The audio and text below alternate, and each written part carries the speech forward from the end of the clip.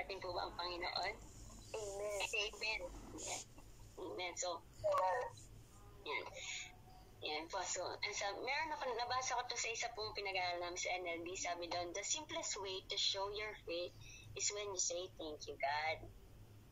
Diba? Kasi pag sinabi na natin, thank you, God, alam na natin na meron Diyos, meron greater being na nandyan palagi para sa atin sa lahat ng pagkakataon. Amen. Amen po. So, kailangan lagi, thank you Lord. Kailangan natin i-practice talaga na maging thankful sa lahat ng mga nangyayari sa atin sa araw-araw, maliit man ito o malaking bagay. Thank you Lord. Diba? Yan. Conclusion na tayo. Mabilis mo ba ako magsalita? Okay lang. Then, dun sa verse na pinag-aralan natin, sabi doon, a life lived in accordance with God's will is not one without trials or difficulties. So, sinabi doon, not one without. So, yung life pala na according sa will ng Lord is hindi yung life na madali lang na walang mga tayong pinagdadaan ng trial. Instead, a life characterized by unwavering joy, continuous communication with God, and an attitude of gratitude that surpasses circumstances. These three commands, when embraced and practiced, serve as a guide in life's challenges and embracing the fullness of God's promises. So yung tatlong pinag-aralan natin kanina, kumbaga ito po yung magiging guide natin sa mga challenges natin sa buhay natin. Di ba sinabi naman po dito na yung will ng Lord sa atin is hindi naman yan yung life na wala tayong kahit anong pinagdadaanan. Pero meron tayong difficulties, trials na pinagdadaanan, but with the help of God, madadaanan natin. Dahil nga nung tatlong commands na pinag-aralan natin, yung tatlong yun, yung magiging guide natin para malagpasan yung mga challenges na yun. Ano yung tatlong yun? Ano po yung sabi sa unang command? Always joyful. Always be joyful. Yung pangalawa? Never stop praying. Never stop praying. At pangatlo? Give thanks. Okay. Yes. Ayun. So now, meron ako challenge sa bawat isa. Tinatawag tong 1, 2, 3 challenge. List down nyo na lang. Sulat nyo na lang.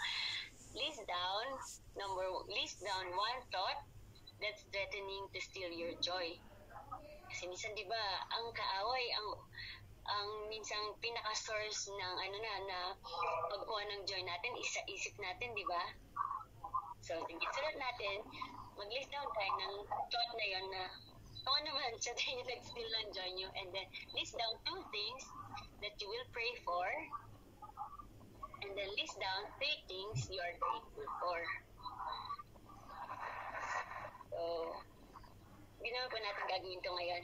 So, challenge ko po yun sa inyo this week. Sa mga next days, na gawin po natin itong bagay na to. So, ayun po. Nandito po nagtatapos ang ating pag-aaral. So, may mga tanong po ba tayo?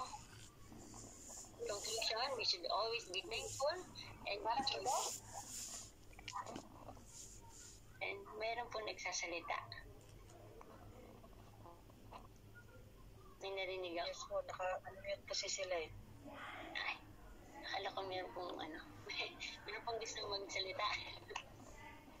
Ako po sis, pwede magtanong. Yes po. Nagtataka lang po ako, ba't ako lang po yung lalaki dito? Meron isa si Muriel. Meron po, hindi lang siya nakabukas yung camera. Tsaka si Jenny, isa pa. Ika, nag-iisang laki ka lang, you're so blessed. Andito rin po alam ko nandito rin si Pastor Justin. Nandito si Pastor Justin. Nandito rin po si Pastor Justin. Naka-off ng mga camera. Yan. Pero shy type po sila. Ayan. So, may mga katanungan po ba tayo? Wala na Ako ba? naman, wala ni bro. Yun lang pala. Ako rin eh. Kinabahan ako. May share lang po ako na verse. Yes po. Sige po. Sige po.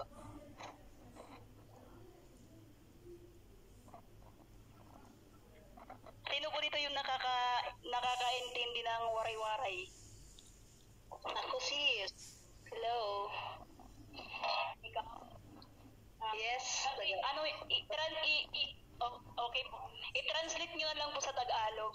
Kasi may verse lang po ako na i-share about sa napakinggan natin ngayon na kumbaga sabi sa Mateo chapter 21 verse 22, kung matuo ka mo makakarawat niyo ang bisan ano ang iyo pangaroon pinaagi hapag ampo.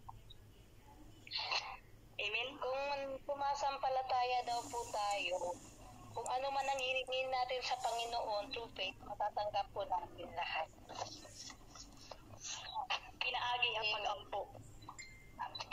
Sa pamamagitan po ng pagdadasal.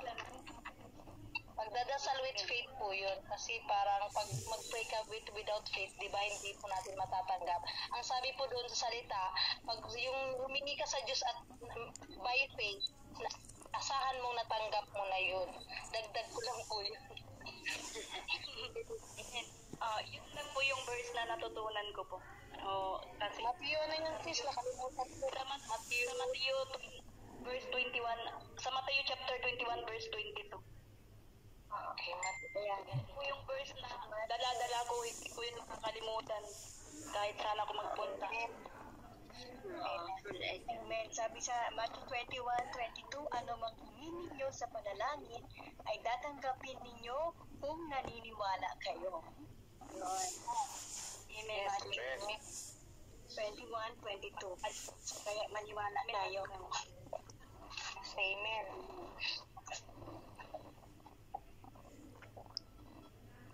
Thank you po. Meron pa po bang gusto mag-share?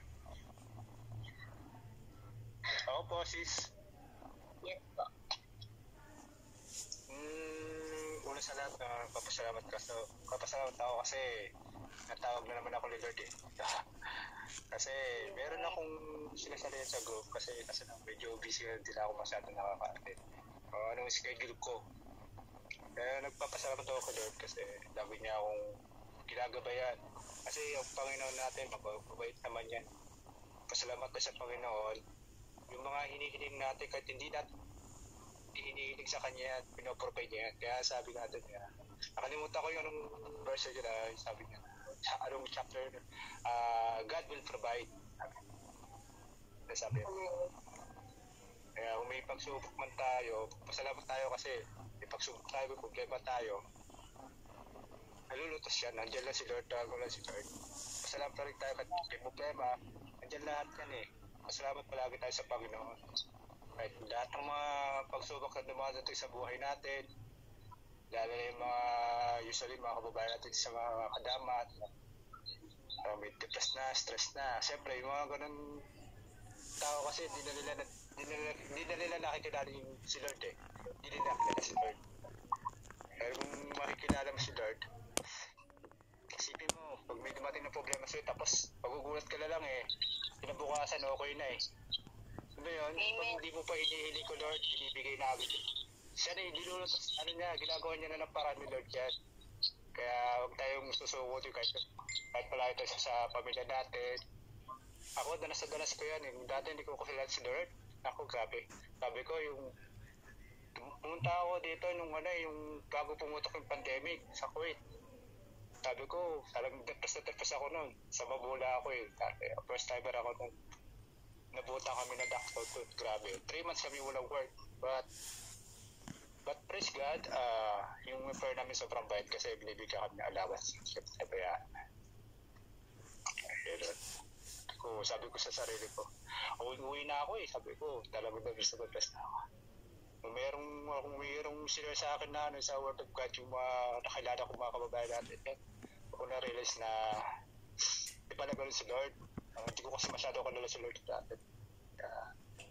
share ko lang share ko lang sa inyo kasi parang kasi hindi nakakalala kay Lord eh. Parang depressed na talaga yung tao eh. Tiwala na tayo sa Panginoon yun. Pasalamat tayo lahat ng problema tumatating sa atin. Pasalamat pa rin tayo kay Lord kasi hindi niya tayo babayaan. Kasi parang ang gusto ko sa Lord, maging patient tayo yun. Maging matatag tayo. Huwag natin madalhin yung mga hinihiling natin kay Lord. Hindi na lang yan. Basta nasa pag-process siya kay Lord yan eh. Ibibigay ni God. Yun lang sis. Thank you. God bless. Yeah. Amen. Amen. Thank you po. Nasang manan.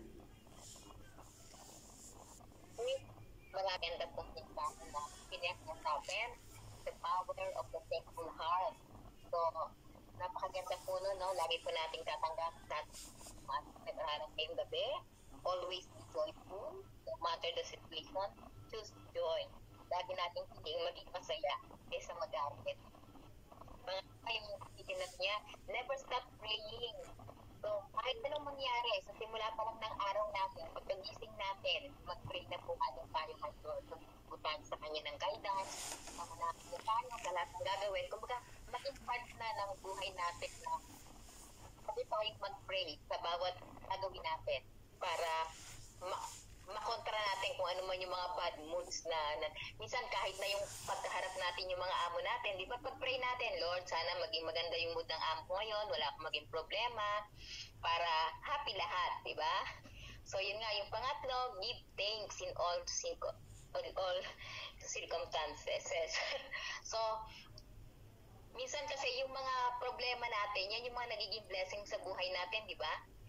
For example, minsan nangyayari sa atin, bakit kaya ako nawala ng trabaho? Ba't kaya ako natanggal sa trabaho? Hindi natin alam, kaya pala tayo natanggal sa trabaho kasi may mas magandang plano pala ang Panginoon sa buhay natin, hindi ba? Kaya, Amen. lagi tayo magpapalala. Yung mga pagsubok na yan yung ginagamit sa atin ng Panginoon para mas blessed tayo di ba? So, ayan, napakaganda nung napag-aralan natin ngayong gabi. So, sana may natutunan tayo at magamit natin to sa mga sitwasyon na kinakaharap natin ngayon. Lagi tayong maging thankful sa lahat ng oras. Lagi tayong maging masaya. Mas piliin nating maging masaya kaysa magalit. Kasi pag nagalit tayo, masisira na yung mood natin. Amen. Thank you so much, Tita Bless. Sa napakagandang shinare mo sa amin. So, alam ko na lahat po tayo ay blessed na blessed. So, Sister Gina, meron po tayong mga announcement? Walang mag-announce. Okay, Rona. Tinawag ka na. Okay, magandang gabi sa lahat. Okay po. Okay. Magandang gabi sa lahat, no? At talagang we are so blessed kasi nga